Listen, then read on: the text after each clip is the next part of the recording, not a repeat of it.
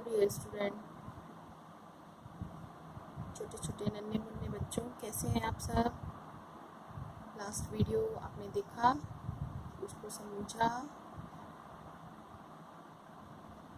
I hope उसमें आपको कोई प्रॉब्लम नहीं आई होगी, सारी चीज़ें क्लियर हो गई होंगी। अगर कोई चीज़ नहीं क्लियर होती है तो आप उसको मुझसे पूछ सकते हैं कमेंट बॉक्स पर डाल करके, ठीक है। अगर नहीं हुई है तो बहुत अच्छी बात है, सारी चीज़ों को एक बार रिवाइज कर लीजिएगा, ठीक। और ध्यान से इस चैप्टर को पढ़िएगा क्योंकि ये चैप्टर थोड़ा सा टिपिकल है। लास्ट हम लोगों ने अपसौर और उपसौर की बात की थी।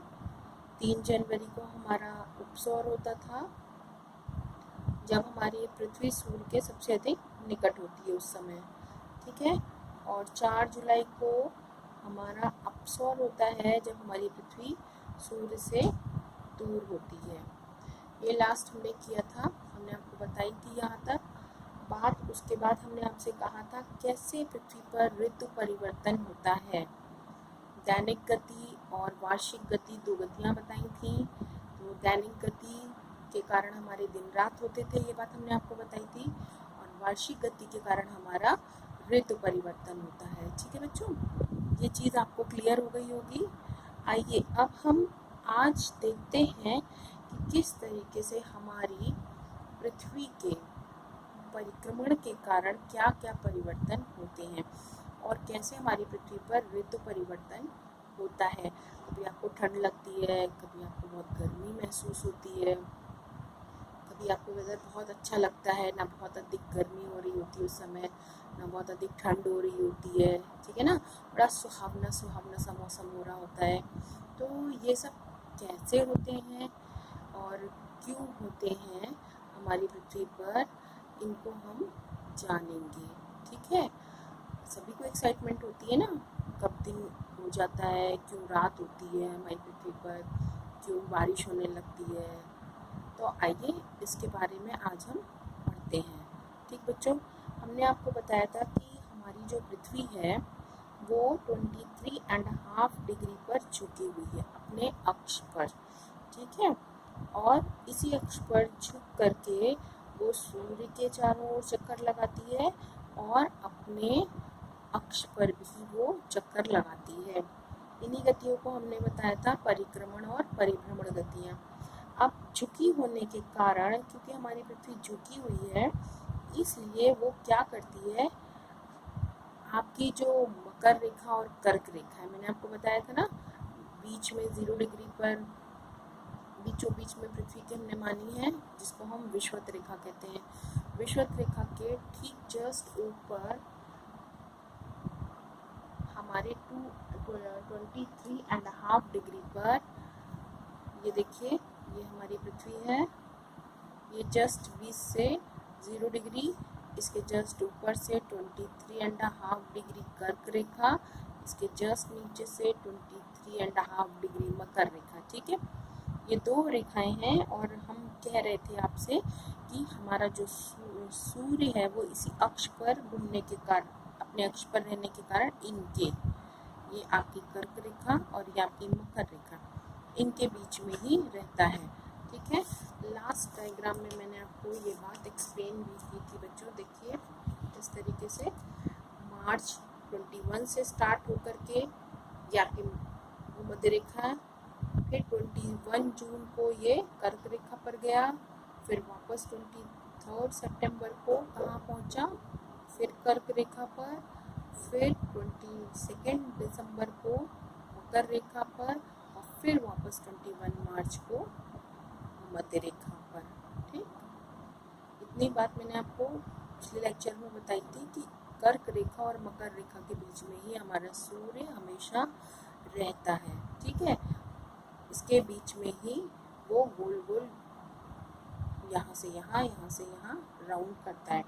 इसी के घूमने के कारण, कर्क रेखा से और मकर रेखा के बीच घूमने के कारण ही आपकी ऋतु परिवर्तन होते हैं। अब देखिए यहाँ आगे चलने के पहले एक चीज़ मैं आपको बता दूँ, विषुव एक शब्द होता है जिसका मतलब होता है कि जब सूर्य की लंबवत या सीधी किरणें, ठीक है, सीधी किरणें जब हमारी भूमध्य रेखा पे पड़ती हैं, यानी मीन्स यहाँ पर पड़ती हैं, ठीक है बच्चों, तो ये स्थिति विषुव कहलाती है। जब सूर्य की सीधी किरणें यहाँ पड़ती हैं तो ये स्थिति क्या कहलाती है, विषुव कहलाती है, और ये स्थिति 21 मार्च और 23 सितंबर को होती है। उसके अलावा दूसरा शब्द भी आपको एक मिलेगा, आयनात या संक्रांति। ये दो प्रकार की होती हैं। एक शीत आयनात होता है। शीत आयनात तब होता है जब हमारी सूर्य की किरणें मकर रेखा पर सीधी पड़ती हैं। उस समय मकर रेखा यहाँ पर होती है, इस जगह पर हमारी पृथ्वी घूम करके ऐसी होती है, तो सीधी जो किरणें होती हैं वो यहाँ पर आ जाती हैं। इस स्थिति को हम शीत आयनात कहते हैं। और दूसरा आयनात होता है हमारा ग्रीष्म आयनात। जब सूर्य की सीधी किरणें हमारी कर्क रेखा पर पड़ रही होती हैं, उस स्थिति को हम ग्रीष्म आयनात कहते हैं, यानी सूर्य हमारा उत्तरी गोलार्ध की तरफ होता है, और शीत आयनात में हमारा सूर्य दक्षिणी गोलार्ध की तरफ होता है। ठीक है बच्चों, इतनी बात आपको क्लियर हो गई। अब आइए हम यहाँ डायग्राम से समझते हैं। ये पूरा डायग्राम आपको बनाना है अपनी कॉपी पर, और ये पृथ्वी का सूर्य के चारों ओर परिक्रमण करने की स्थितियाँ हैं। ठीक है, अगर आपको डायग्राम पूछा जाएगा एग्जाम में कि पृथ्वी पर सूर्य के चारों ओर परिक्रमण करने की स्थितियों को चित्रित कीजिए या बनाइए, तो आप यही डायग्राम बनाएंगे और बिल्कुल इसी तरीके से बनाएंगे। ठीक है, आप देखिए हम शुरुआत करते हैं यहाँ से।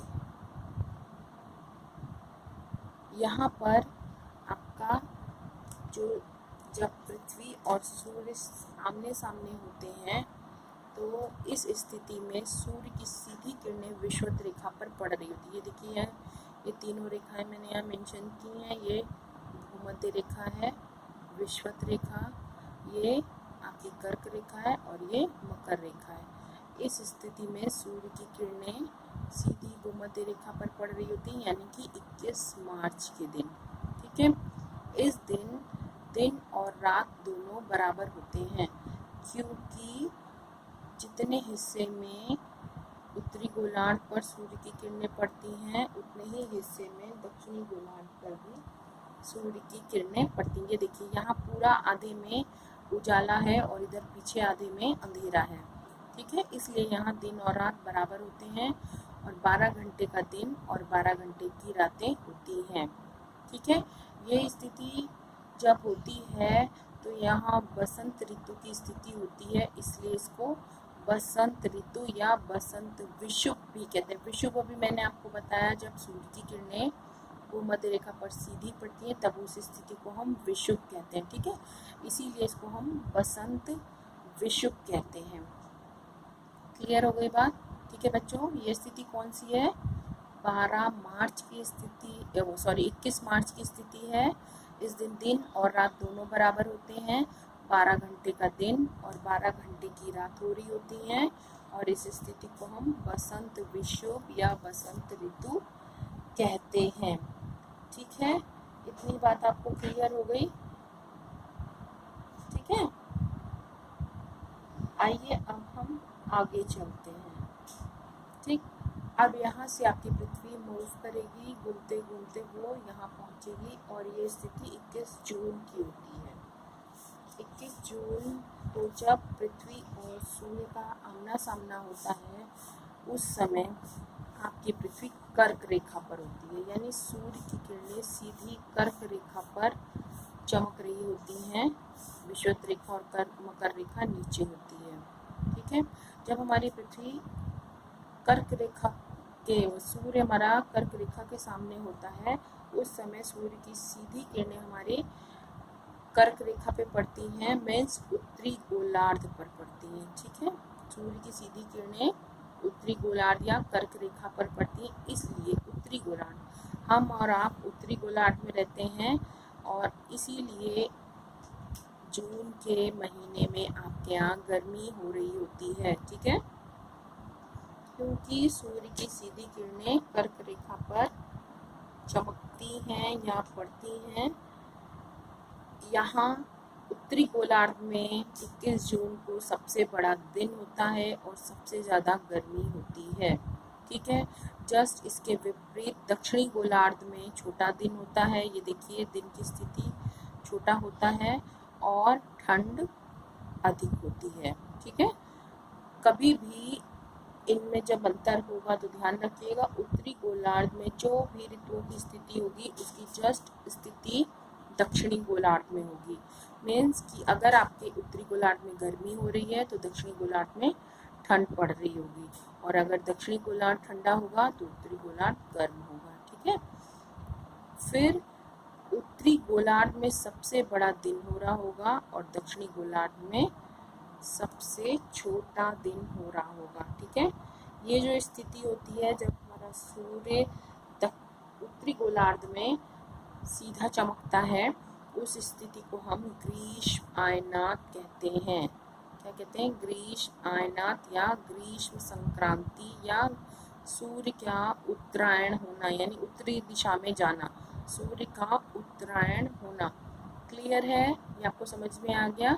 21 मार्च को सबसे बड़ा बराबर दिन और रात हुए। बसंत ऋतु या बसंत विषुव की स्थिति थी। 21 जून को दक्षिणी गोलार्ध में सबसे बड़ा दिन हुआ और सबसे ज़्यादा गर्मी हुई। दक्षिणी गोलार्ध में छोटा दिन हुआ और ठंड हुई। ठीक है, ये स्थिति ग्रीष्म आयनात कहलाती है। ये स्थिति कब होती है? 21 जून को होती है। इसको हम ग्रीष्म संक्रांति या सूर्य का उत्तरायण होना भी कहते हैं। उसके बाद हम इधर आते हैं, फिर सूर्य आपका वापस आएगा इधर, यानी कि 23 सितंबर को वो फिर वापस 23 सितंबर को वो फिर वापस भूमध्य रेखा पर चमकेगा सीधा। ठीक है बच्चों, जैसे 21 मार्च को दिन और रात बराबर हुए थे, उसी तरीके से फिर 23 सितंबर या 23 मार्च को दिन और रात 12-12 घंटे के होंगे और बराबर होंगे। ठीक है, ये ऋतु हमारी शरद ऋतु होती है, जब ना तो बहुत गर्मी हो रही होती है और ना बहुत ठंडी हो रही होती है। शीत और ग्रीष्म के बीच की स्थिति हमारी शरद ऋतु होती है। इसे हम शरद विषुव भी कहते हैं।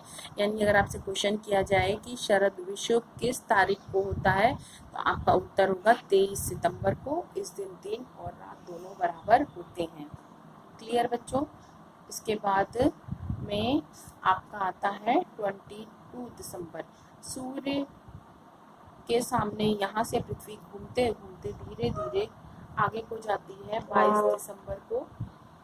22 दिसंबर को सूर्य हमारा मकर रेखा पर सीधा चमकता है, यानी दक्षिणी गोलार्ध में वो सीधा चमकता है। इसलिए दक्षिणी गोलार्ध में गर्मी होती है और उत्तरी गोलार्ध में ठंड होती है। ठीक है, इसीलिए दिसंबर के महीने में हम लोगों को ठंड अनुभव होती है।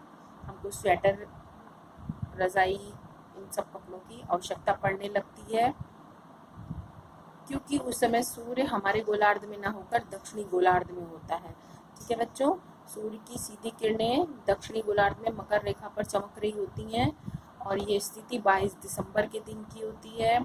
इस दिन दिन की अवधि ज़्यादा होती है। कहाँ? दक्षिणी गोलार्ध में, और गर्मी ज़्यादा होती है। ठीक है, और उत्तरी गोलार्ध में दिन छोटा होता है। ठीक है, और ठंड पड़ रही होती है। क्लियर है?